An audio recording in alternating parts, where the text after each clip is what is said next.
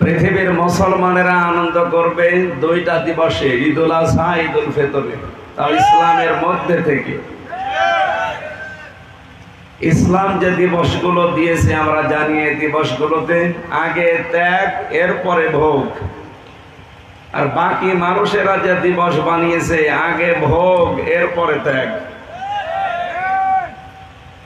আন্তর্জাতিক সাম্রাজ্যবাদী যারা আছে তারা মুসলমানদের পকেটের টাকা খসিয়ে নেওয়ার জন্য এই সমস্ত নতুন নতুন দিবস আবিষ্কার করেছে। মান তাশাব্বাহা বিকওমিন ফাহুয়া মিনহুম, যার সাথে তার সাদৃশ্য থাকবে কিয়ামতে আল্লাহ তার সাথে তার হাসর করাবে। পয়লা বৈশাখের নামে যেটা শুরু হয়েছে এটা মুসলমানদের কৃষ্টি কালচার নয়, এটা ইহুদি খ্রিস্টান বৌদ্ধদের, এটা হিন্দুদের সংস্কৃতি। সুতরাং মুসলিম দাবি করে আমরা ওইদিকে যেন না যাই, সতর্ক থাকা লাগবে। ধর্ম যার যার, উৎসব সবার, এই স্লোগান যারা দেয় এটার বাস্তবায়ন আপনি বাংলাদেশে করতে পারবেন? এই হোলি খেলা শুরু হয়েছিল কয়েকদিন আগে হিন্দুদের ধর্মীয় অনুষ্ঠান, কত মুসলমান এই অনুষ্ঠানে যোগ দিয়েছে।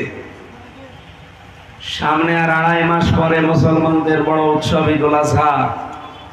হিন্দুদেরকে বলেন তো তোমাদের মা গরুকে জবাই করা লাগবে কেমন দেখি, রাজি করাতে পারবেন? জবাই করা না, শুধু বলবেন আমরা জবাই করব, এসে শুধু দেখবেন, রাজি হবে? আপনি কি বললেন? ধর্ম যার যার, উৎসব সবার, মানে এ কথা যদি কেউ বুঝে বলে থাকে তার ঈমান নষ্ট হয়ে গেছে। কারণ ইন্নাদ-দীনা ইনদাল্লাহিল ইসলাম, আল্লাহর কাছে একটাই ধর্ম, জীবন ব্যবস্থা, তার নাম ইসলাম। ওমা ইয়াবতাগি গায়রাল ইসলামি দীনান ফালা ইউকবালা মিন, দুনিয়াতে ইসলাম বাদ দিয়ে কোন নিয়ম নীতি দিয়ে আল্লাহকে রাজি করা যাবে না। কেউ যদি ব্যর্থ চেষ্টা করে ও জীবনের কোন ইবাদত বন্দেগী আল্লাহর দরবারে কবুল হচ্ছে না, হবে না। কথাগুলো যদিও শক্ত, আল্লাহ যেই ফোর্সে জানিয়েছেন কোরআনে আমরা ওই ফোর্সে বললাম। এখন যদি কারো ঈমানের সমস্যা থাকে আর একটু সমস্যা হবে। তাহলে আজকে আমরা মুসলিমরা পয়লা বৈশাখ নিয়ে আনন্দ করতে পারি না। আমাদের আনন্দের বিষয় কোরআন, কি বলেন তো? এর সাথে যদি পয়লা বৈশাখের সম্পর্ক থাকে এখনই আমরা নাচানাচি করব। আমরা দেখি পড়া কোরআনের বাকারা থেকে নাচ পর্যন্ত আপনি খুলে দেখেন। ঈদুল আজহা, ঈদুল ফিতর, এই দুইটা দিবস বাদ দিয়ে পৃথিবীর কোন দিবস নিয়ে আনন্দ মুসলমানের জন্য জায়েজ নেই। এমনকি 14 ফেব্রুয়ারি যেটা শফিক রেহমান আমদানি করেছে ইংল্যান্ড থেকে, এটাও পালন করা মুসলমানের জন্য হারাম। আল্লাহ আমাদের হেফাজত করুন হারাম কাজ থেকে। ওয়া খায়রুম মিম্মা ইয়াজমাউন, তামাম দুনিয়া যা পেয়েছে, যা পেয়ে তামাম দুনিয়া আনন্দ করে, সব কিছুর তুলনায় আল্লাহর কাছে শ্রেষ্ঠ সম্পদ কি? সুতরাং এর সাথে যার সম্পর্ক ওইটা নিয়ে আনন্দ করবে। গত 2 দিন আগে 12-11 তারিখ গেল, এই 11 তারিখের সাথে সম্পর্ক ছিল কোরআন আর হাদিসে। কিসের?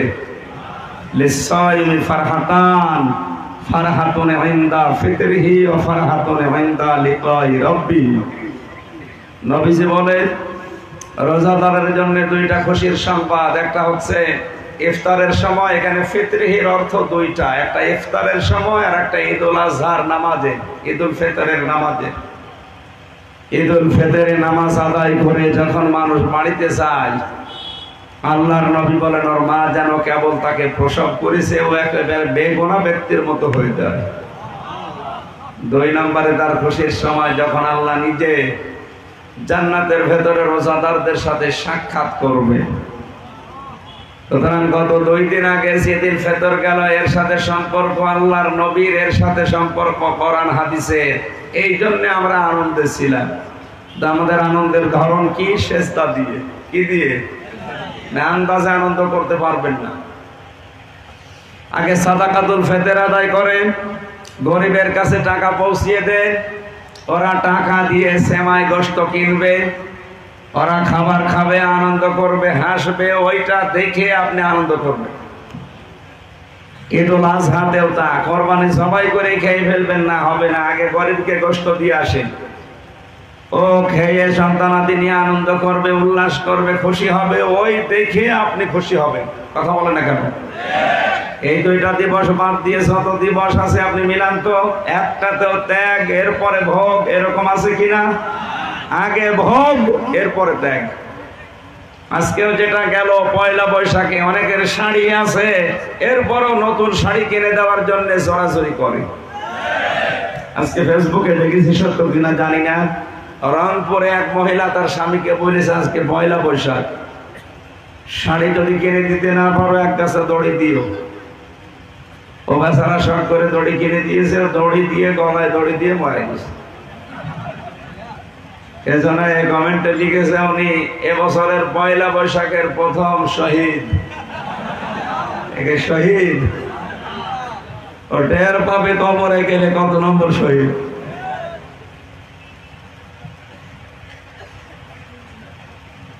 14ই ফেব্রুয়ারিও যারা পালন করে, এখানে শুধু ত্যাগ তারপরে ভোগ না, আগে ভোগ এরপরে ত্যাগ। নতুন জামা নেবে, ফুলের মালা নেবে, থ্রি পিস নেবে, এই নেবে সেই নেবে, শেষে যদি কিছু থাকে দেবে। তার মানে আগে খাবো, আগে নেব, এরপরে দেব, এর সাথে মুসলমানের সম্পর্ক নেই। আগে দেব এরপরে থাকলে খাবো, এইটার নাম মুসলমানের অনুষ্ঠান, তার নামে হতো। বলেন এরা সত্য কথা বলে। আজকের এই ময়দানে সিদ্ধান্ত নেওয়া লাগবে, শুধু ওয়াজ শুনতে আসা না। যতদিন জীবিত আছি কোরআন বাদে কারো কথা শুনতে আমরা রাজি না। সে যেই হোক, ও যদি আকাশ দিয়ে উড়ে এসেও বলে না, আগে কোরআন হাতে নেন, এক একটা শব্দের 8টা 10টা 15 20টা করে অর্থ বের করে তাফসীর আকারে কথা বলেন, আমরা রাজি আছি। বলেন কোরআন বাদ দিয়ে কোন বাবার কাহিনী শোনার জন্য আমরা আর বসে থাকবো না, রাজি আছে? আলহামদুলিল্লাহ। আমানা মিলা বিহি উজিরা, কোরআন দিয়ে যারা আমল করে তাদের পুরস্কার আল্লাহ নিজে দান করবে। এখানে একটা শিক্ষা আছে। প্রশ্ন আসতে পারে, তাহলে হাদিস দেখে আমল করলে, হাসালে আমল দেখে আমল করলে কি সওয়াব পাবো না? নবীজি আল্লাহ পুরস্কার দেবেন না? হ্যাঁ দেবেন, কিন্তু এটা নবীজির মাধ্যমে, রাসূলদের মাধ্যমে, ফেরেশতাদের মাধ্যমে আল্লাহ পুরস্কার হয়তো পৌঁছিয়ে দেবেন। কোরআনে কারিমের আমল আছে 500, কত? এই 500 বিষয়ের আমল যদি কোনো মানুষ করতে পারে, মহান আল্লাহ নিজে পুরস্কার হাতে তুলে দেবেন। এই 500-র ভেতরে আজকে আমরা একটা আমলের কথা পড়েছি। কয়টা? দেখি এই আমলটা আমাদের দেশের ভেতরে যে ভেজাল চলে, ওইটা নিয়ে ওইটা আজকে নিরসন করবো ইনশাআল্লাহ। 3 নাম্বার বিষয় হচ্ছে আমান হাকামা বিহি আদালা, যারা কোরআন দিয়ে বিচার করে, এরা ন্যায় বিচার করতে পারে। এই হাদিসের অংশ দ্বারা বোঝা যায়